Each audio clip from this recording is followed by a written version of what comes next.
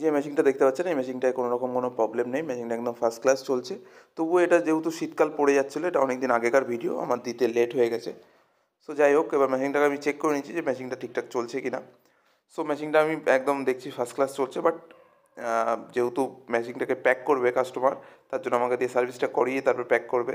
এটা সবচেয়ে ভালো বুদ্ধি, যাতে ভেতরের যা ময়লা আছে সব বেরিয়ে যায়, তারপরে মেশিনটা প্যাক হয়ে যায়। তো যাই হোক, চলুন এবার মেশিনটাকে আমি সার্ভিস করা শুরু করি। তার আগে কভারগুলো আমি খুলে নিচ্ছি খুবই যত্ন সহকারে, কারণ এর একটা ক্লিপ ভেঙে গেলে এর মেশিনের কোনো আদার্স যে বডির পার্ট এগুলো পাওয়া যায় না। তো দেখতে পাচ্ছেন আমি খুবই সাবধানের সাথে আস্তে আস্তে খুলে নিচ্ছি সব কটা কভার। দেখুন আমার সব টোটাল কভার খোলা হয়ে গেছে। এবার কুলিং কয়েলের অবস্থাটা আপনাদের একটু দেখানোর চেষ্টা করছি। দেখুন কুলিং কয়েলের অবস্থা আমি কাছ থেকেও দেখাচ্ছি, একটু দাঁড়ান। এই যে দেখতে পাচ্ছেন, কাছ থেকে দেখাচ্ছি, মোটামুটি ভালোই নোংরা পড়েছে। এই নোংরাটা ক্লিন করে দেবো। ক্লিন করার পর কীরকম দেখতে লাগছে বা কতটা পরিষ্কার হয়েছে আপনারা একটু জানাবেন আমাকে।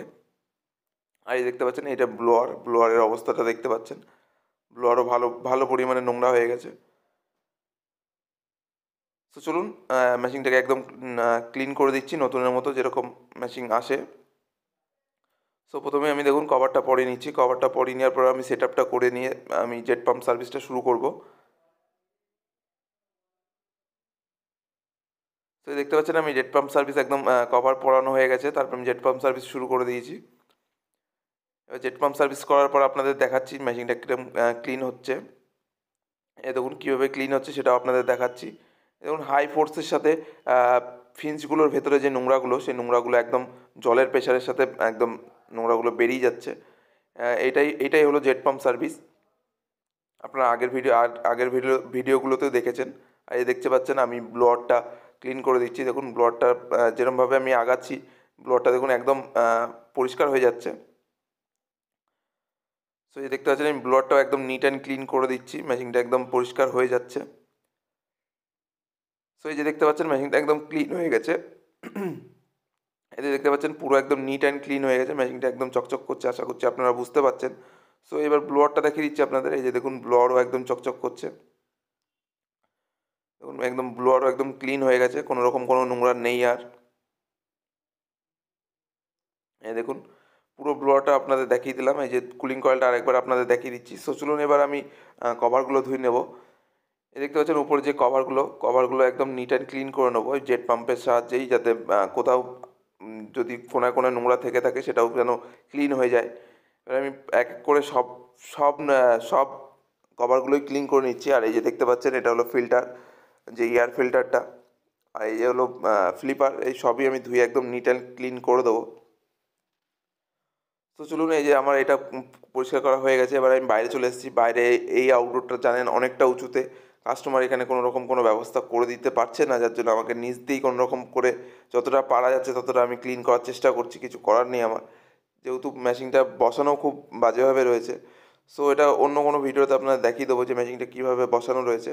এই দেখতে পাচ্ছেন আমি নিচে যে যতটা পেরেছি ততটা আউটডোর ক্লিন করার চেষ্টা করেছি। একদম নিট অ্যান্ড ক্লিন বলবো না হয়ে গেছে, কারণ ঠিকঠাকভাবে নিচ থেকে উপর অবধি জল যায়নি যত সম্ভব আমার মনে হয়, তবু যতটা পেরেছি ততটা করেছি, নিচ থেকে যতটা করা গেছে। আর এই দেখতে পাচ্ছেন আমি উপরে কভারটা খুলেও আরেকবার আপনাদের দেখিয়ে দেওয়ার চেষ্টা করছি আলোর মধ্যে। এই দেখুন আলোর মধ্যে দেখুন ভালো করে আপনারা বুঝতে পারবেন যে কতটা ক্লিন হয়েছে।